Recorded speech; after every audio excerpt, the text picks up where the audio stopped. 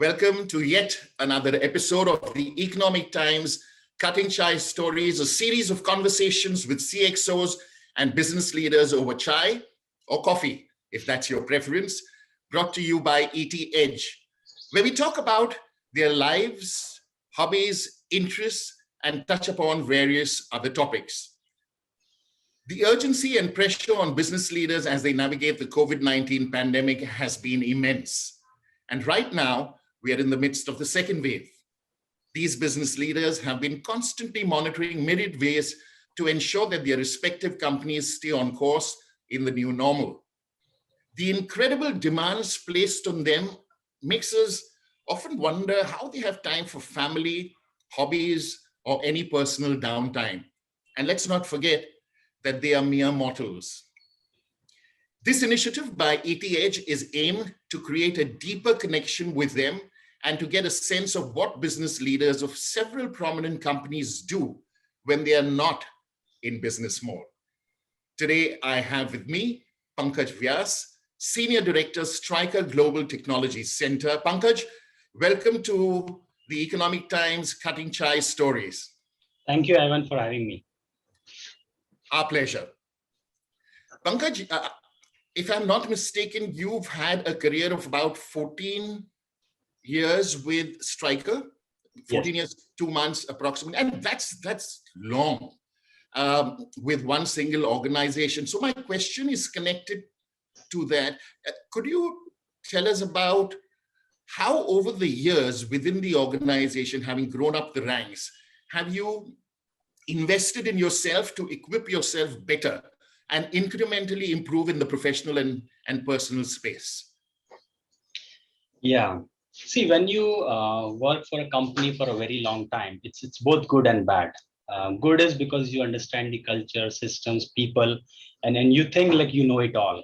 But the bad is like your thought process may get compartmentalized with that surrounding. So what I did is every 3-4 years, I sort of like changed my role within the company. And I also went out to study because it was very important for me to learn and understand what's happening outside. So in 2009, I did my internship with Stanford University. Okay. So they launched a program in collaboration with IIT Delhi and AIMS. So I went there for 4 months and spent time in the hospitals, AIMS, in their OPDs, in their wards, operation theaters to understand like what does a typical healthcare worker's life goes. So that gave me a lot of good perspective. Then I in 2011, I went to IIM Calcutta for my executive program in strategic management. 2017, I went to like Harvard for my maximizing leadership potential program. So these were all like external facing, but internally also like every 2 to 3 years, I had a different manager, a different role that kept me on the toes and also allowed me to like learn different things and get a very diverse exposure, which you need when you grow up the rank. Because if you only grow in one function, like you cannot become a broad-based leader for the organization. Right. Well said. I agree with you totally. Could you tell us about 2 or 3 things that you did during the lockdown, either at a personal level or in a professional capacity, again, that you had never, ever conceived or done before in your life before the lockdown came into force? There were several things that I did which I never thought I would do. On a personal level, I enrolled in a horse riding club. I was always fascinated by horse riding, but never had the chance and opportunity and time to do so. Very interesting. I found one Gurgaon Horse Club, so I started associating with them, and I've started learning horse riding. One of the things that it taught me is like you need to be always like in a learning mindset. So you need to try to do things which you are not good at sometimes to get a reality check that you are not there. So horse riding, actually, I did and spent like a lot of time with the horses when over weekends. Second thing I did is I was always interested in farming. So I rented a small farm in Gurgaon. So I've been growing my vegetables from last 6 months. I haven't bought any from outside. So it's a very enriching experience. Oh, you haven't bought vegetables from outside. Everything is Everything I'm growing from the farm. Yeah. Wow. So I have like 6 months. 6,000 square feet of space that I've rented. And it's sort of like a service farm. So I have some help there in sowing and cultivating. But Sure. I also spend time there over weekends. So I've been like plucking my own vegetables from last 6 months and been consuming that, distributing to my neighbors also. They are also enjoying that. So those are the things I did on the personal front. On the professional front, so I work for a company where we do not have a manufacturing plant in India. So we are a technology center. But when Yes. this pandemic came, right? So on a professional front, right? I realized that Stryker has done something for the US when US was going through the same issue. So what we did is Yes. I took the design of an emergency relief bed from US and actually started manufacturing that in India to support. And then we made bunch of them and we donated it to a company and an NGO which actually use it in the COVID care center. So I did experimented whatever I could do in my spare capacity at both personal level and professional level. Fantastic. Super. You talked about you being in the technology space. So my next question is connected to that. Technology has impacted every single aspect of our lives. It's undeniable. What big problem do you think technology will solve next? What's the next big thing? See, technology has potential to solve problems in almost every areas. But if I have to like pick one or two, I think first and foremost in a lot of developing world, I think technology can eradicate corruption. Because you take the human aspect away from every process and it just like makes the ability of like having biases and just middleman's like completely go away. I'll give you an example of railway ticketing system, right? If you just wind back like 10 years back, right, you will have to go to a broker or stand in queue. You'll figure out a way to get the tickets done, but now you can do it at the comfort of your home, no middleman, just directly book it. Same with the passport and driving license and other stuff. So I think the one big thing that a lot of developing worlds can benefit from technology is just remove the middleman, remove the bureaucracy, and just get the access to those services easy. Second thing I think Hmm. biggest impact technology can make is in the education. So the current model of education is there is a place, you have to be at that place in a particular frame of time to get educated. I think that is not feasible Yes. for country where people are at different economic backgrounds, different priorities. So the technology can enable education at somebody's own pace, somebody's own time, and somebody's own ability to devote. And I think it will just penetrate education at a much broader level. And I'll give you an example that it removes completely the geographic challenges of talent availability. So my son is interested in learning Spanish. So I enrolled him to a class and I was surprised that the tutor actually is from Spain. And then the person dials it from Spain every evening and does the class. So you completely remove the constraint of having that talent available in that geography for learning and education. Now, person sitting in Spain can teach a student sitting in Gurgaon. I mean, what could be more amazing than that? Great high impact. Thanks for substantiating it with examples because that brought it alive, not just for me, but also for our viewers. Uh, I see a very fit person behind that virtual screen. And also the way you're answering the questions, uh, your mind is very, very alert and fit. I would say young. What what is the best way you've stayed young? See, I think you have to live honestly, eat responsibly, right? You have to stay active.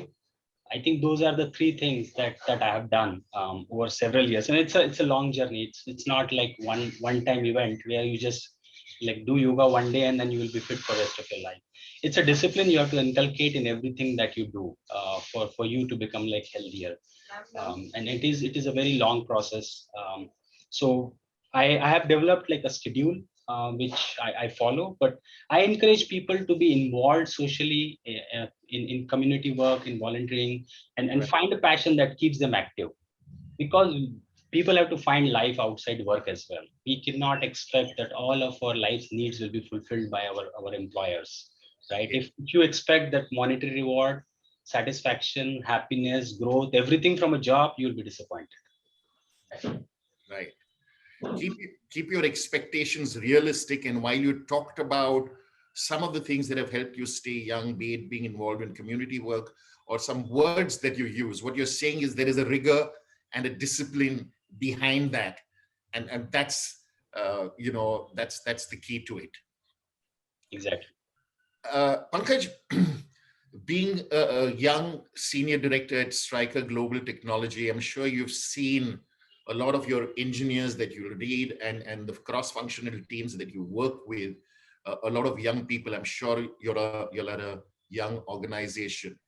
What would be your message for millennials or youngsters who are prone to stress, depression, and anxiety, especially in these times? Yeah.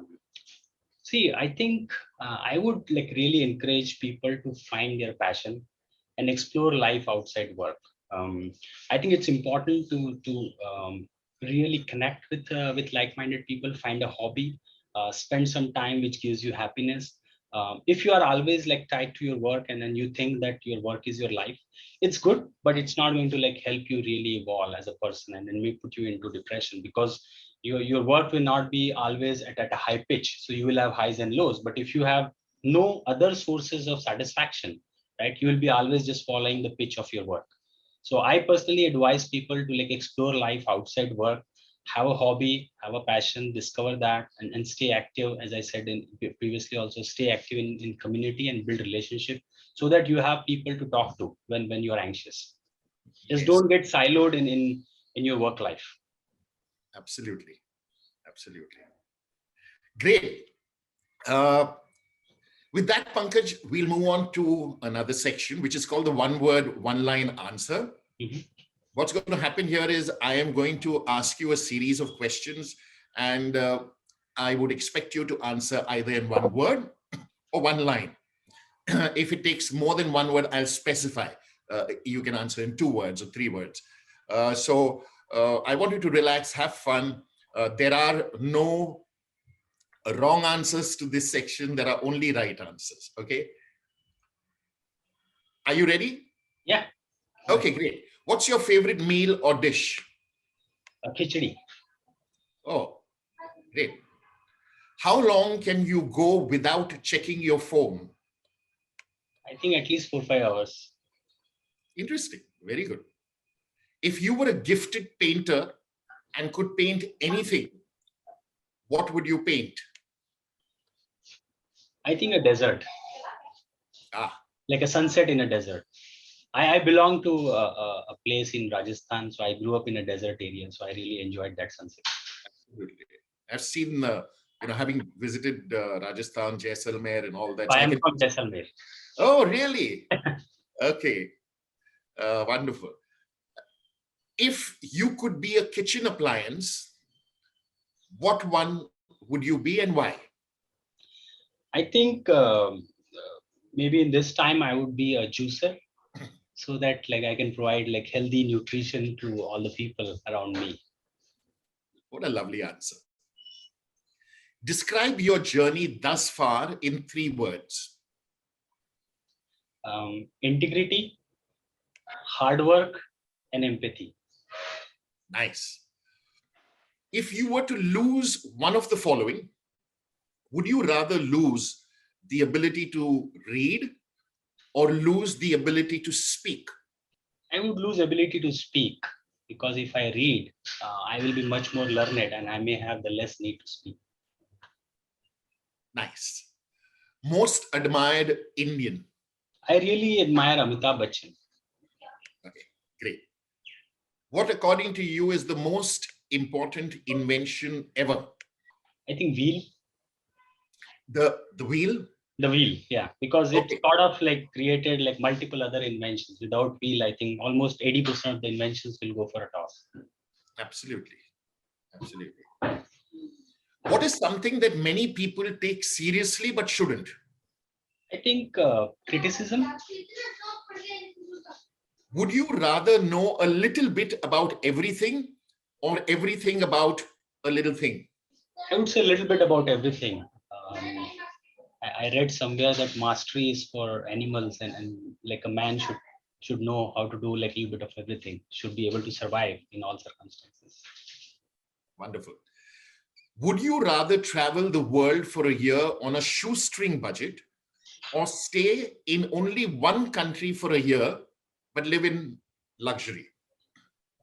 Travel to the world in shoestring budget. What's the most important thing the world is missing now, besides an effective antidote to COVID-19? I think a little bit more empathy. Because if you are able to put yourself in somebody else's shoes, the world will be like much better place. High EQ or high IQ? EQ. Do you believe in planning your life or going with the flow and letting things happen? I believe planning in my life. Would you choose to know your future if it meant forgetting your past? No, I just want to live in present. Friends or family? Both. No, one. Stuff, family. Okay. Here's a tougher one for you. Mother or wife? At this stage, maybe wife. Okay. If you had to delete all apps but 3 from your smartphone, which 3 would you keep?